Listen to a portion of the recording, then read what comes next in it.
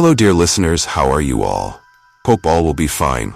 My name is Neil, and I bring you scary ghost and amazing mystery stories. Today's story is about a family who goes to the forest near their house for fun, and there they sense the presence of an unseen creature. And that creature follows them and comes to their house. Listen to the story till the end.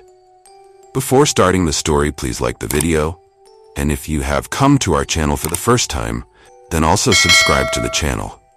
But let's start the story.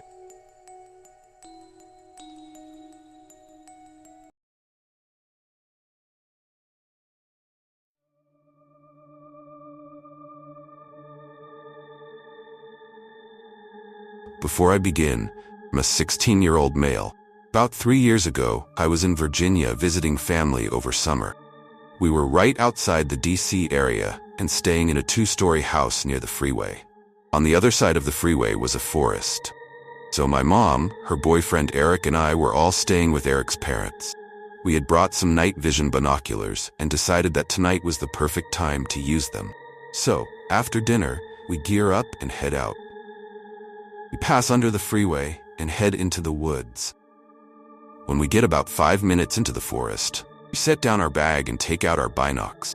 My mom looks around with them for a while, seeing a few squirrels here and there. She gets tired of them and passes them to me. I look around for a while, being careful not to look at the freeway for fear of being blinded. I spot something behind a tree about 50 feet to our left.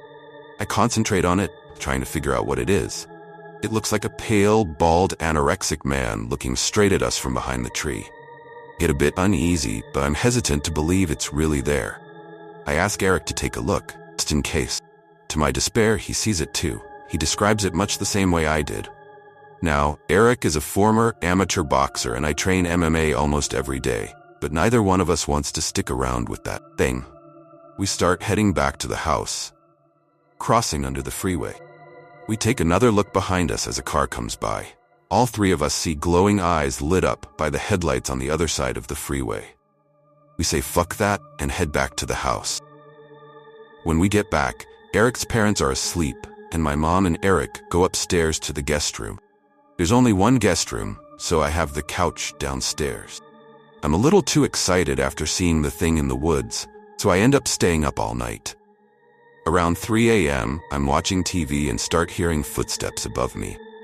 I immediately remember our earlier encounter and panic a little. Try to calm down and tell myself it's just one of the dogs, or maybe someone who couldn't sleep. I keep hearing the footsteps for a while, until I hear a doorknob jiggle. I find it weird that they're trying to open a locked door, but try to ignore it.